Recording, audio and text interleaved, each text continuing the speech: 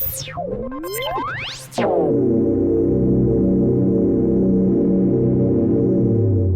is your weekly report on corruption in the Philippine government.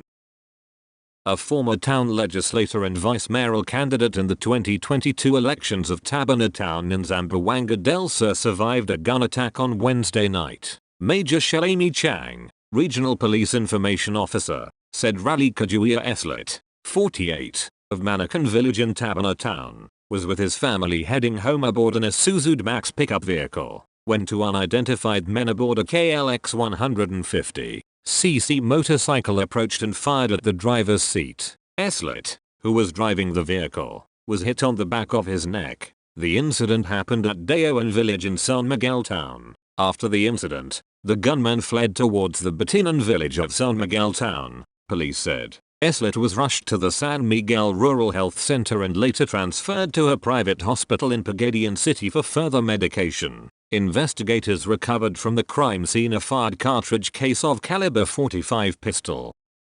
Two village councillors were killed in separate gun attacks Sunday and Monday in President Quirino, Sultan Kudarat Province, and Paglat, Maguindanao del Sur. Major Davis Dulon, police chief of President Quirino, identified one slain councillor as Mahadi Kalipapa of Barangay Malingan, who was with his wife when attacked. He said Kalipapa and his wife were on a motorbike driven by Kalipapa when ambushed by unidentified gunmen on May 29. The village official died on the spot and his wife was slightly injured and was taken to a local hospital. In an interview, Dillon appealed to the town residents to help the police identify the culprits. In Paglat, Maguindanao del Sur, the other fatality was a former village councillor in Barangay Damalusay, Nasa Manjatog, 54, of Barangay Damalusay in Paglat Town. He was attacked on Monday afternoon, according to Town Police Chief Lieutenant Amar Hussein Disamankop. He was tilling his farm lot and took a short breather when an unidentified man arrived and shot him without provocation, Disamankop said. Police could not determine as of this writing the motive of the attacks and whether these were related to the upcoming Barangay and Sangguniang Cabitan elections this year. A police station commander in Angeles City in Pampanga and 6 other policemen were nabbed for alleged unlawful arrest and arbitrary detention of 13 civilians. Agents of the Philippine National Police Anti-Scalawag Unit arrested Station Commander Major Marvin Aquino, Master Sergeant Romulo Melagrito, Staff Sergeants Nico Dave Marquez and Mark Steven Sisson, and Corporals Richard Gozum, Dias Dado Villamar Jr. and JP Mangalit on Friday, according to a statement released by Brig General Warren de Leon, chief of the Integrity Monitoring and Enforcement Group, over the weekend. De Leon said the planned operation also resulted in the arrest of a civilian asset identified as Esmil Avila for illegal possession of a .38 caliber revolver with 4 live ammunitions. The operation stemmed from the complaint of the daughter of recently arrested drug offender, who claimed the suspects asked for 30,000 pesos in exchange for the lesser offense of illegal gambling instead of violations under Republic Act 9165 or the Comprehensive Dangerous Drugs Act. The alleged offender was arrested in Angeles City on May 28 by Police Station 2 agents. During the conduct of inspection at the person under police custody detention cell, it was found out that 13 persons were arbitrarily detained without any single complaint filed against them up to the time of operation, De Leon said. Further, no entry at the official police blotter and in the crime information reporting and analysis system of the station in relation to the arrests and other circumstances causing the continuous detention of the victims. In another statement, Police Regional Office 3 Director Brigadier General Jose Hidalgo Jr. reaffirmed their continuous commitment in support of the internal cleansing program to cleanse the ranks and identify rogue PNP members whether they are active, retired, or dismissed from the service. He said the arrested cops were immediately relieved from their posts. An ambulance driver of the New Bilibid prison in Muntinlupa City attempted to smuggle a contraband into the detention facility last Saturday, June 3, but he was caught and is now under investigation. In a statement, the Bureau of Corrections identified the suspected violator of the Bureau's standard operating procedures as Corrections Officer 1 Marvin Ceballos. Bucor's officer-in-charge Deputy Director Angelina L. Bautista said that Ceballos was caught trying to bring inside the NBP dried tobacco leaves after he ferried a person deprived of liberty for an emergency referral. Bautista said that as a standard operating procedure, all personnel and vehicles coming inside the NBP searched for prohibited items, like illegal drugs, cellular telephones, wines, liquors, cigarettes, and other items, particularly deadly weapons. Tobacco leaves are prohibited inside NBP and 6 other detention facilities managed and supervised by Bucor nationwide. Bucor Director General Gregorio P.O.P. Catapang Jr. reiterated his directive to watch over the Bureau's personnel, not just the PDLs. This is the reason why our program reform Bucor also includes the reform of our personnel along with the reforms of the PDLs, he said. The Sandiganbayan has sentenced a former cashier to up to 7 years in prison for malversation involving more than 250,000 pesos in public funds. The Anti-Graft Court's 2nd Division affirmed the 2022 decision of the Baguio Regional Trial Court Branch 6 convicting Nila Quirino, the former cashier of state-owned Human Settlements Development Corporation, Maharlika Livelihood Complex. Quirino was likewise fined PHP 295,764 representing the amount malversed. She was charged in 2018 following findings by the Commission on Audit, Cordillera Administrative Region that she incurred cash shortage in public funds representing collections entrusted to her and which she failed to turn over or deposit from October 13, 2017 to July 24, 2018. She was subsequently dismissed while the case was pending. Quirino appealed her conviction with legal assistance from the public attorney's office,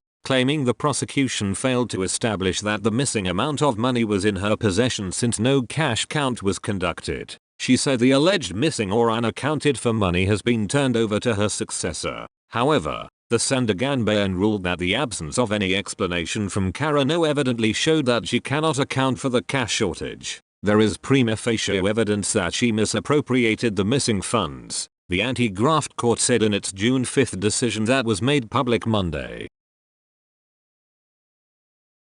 For the first time, legal action has been taken against officials of the Department of Public Works and Highways and the contractor of the unused 680 million peso flyover, one of the last pet projects of former Senator Franklin Drilon in Iloilo. Iloilo City Councilor Plaridel Nava filed criminal complaints against 4 officials of the Western Visayas Regional Office of DPWH for violating the Anti-Graft and Corrupt Practices Act. Named respondents were Regional Director Neri Bueno, former Regional Director Tiburcio Canlas, Assistant Regional Director Jose Alfroto, and Construction Division Chief Ormal Santos. Also included in the charges sheet are International Builders Corporation owner Alan Suntan, the company's president Helen Edith Lee Tan, and John Does. The DPWH officials will also be facing administrative complaints for gross neglect of duty and grave misconduct, Nava told Manila Bulletin in a phone interview.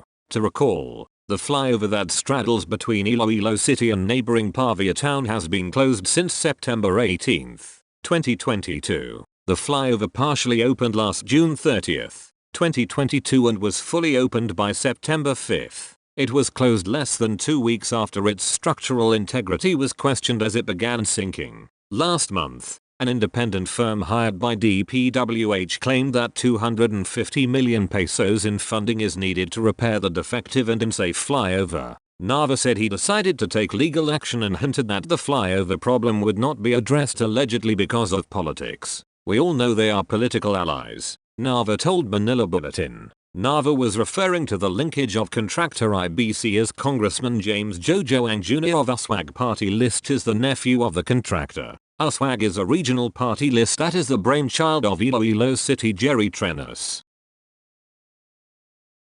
Senior Undersecretary Domingo Panganawan of the Department of Agriculture is facing graft charges in the Office of the Ombudsman for his alleged role in the sugar import controversy in February, wherein he supposedly favored sugar traders to allegedly smuggle 250,000 metric tons of sugar into the country. In a 16-page complaint filed on Monday, the National Congress of Unions in the Sugar Industry of the Philippines, Agrarian Reform Beneficiaries Council and the Alternativa Ng Masa Party list asked the Ombudsman to indict Panganaban for usurping authority and for violating Section 3 of Republic Act No. 3019, or the Anti-Graft and Corrupt Practices Act, which lists unscrupulous practices of public officers. Sugar farmers and workers in the sugar industry have been gravely affected by the sudden influx of imported sugar in the market, said NACUSIP ARB Council Director Roland de la Cruz. This is aggravated by the fact that what entered our country is smuggled sugar,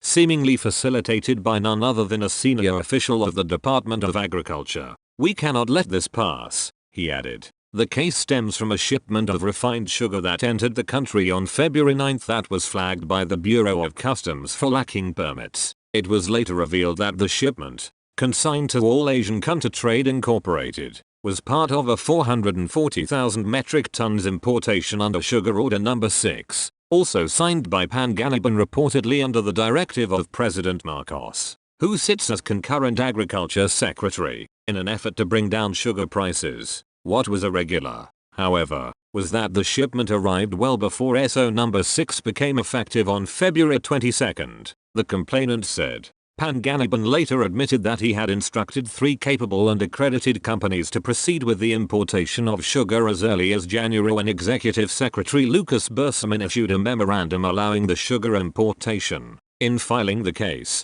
the groups argued that an SO was a necessary prerequisite to importation, otherwise, it is considered a smuggled agricultural product. Also pointing out that only the Sugar Regulatory Administration has the sole power to issue an import order for the commodity, by directing 3 importers as early as January to import sugar without an SO. They said Panganaban had undermined and usurped the function of the SRA board. Moreover, they said Panganaban has no power under the law to unilaterally choose and direct only 3 traders to proceed with the importation. The groups also questioned Panganaban's handpicking of 3 traders, All Asian Country Trade Incorporated, S&D Sukden Philippines and Edison Lee Marketing Corp., out of more than 100 available traders. What Panganaban did when he directed these companies prior to SO No. 6 shows his evident bad faith, gross inexcusable negligence, and manifest partiality, the groups noted. By allowing such a huge bulk of sugar to be imported during this time lowered the price of sugarcane being sold by our sugar planters, the group said,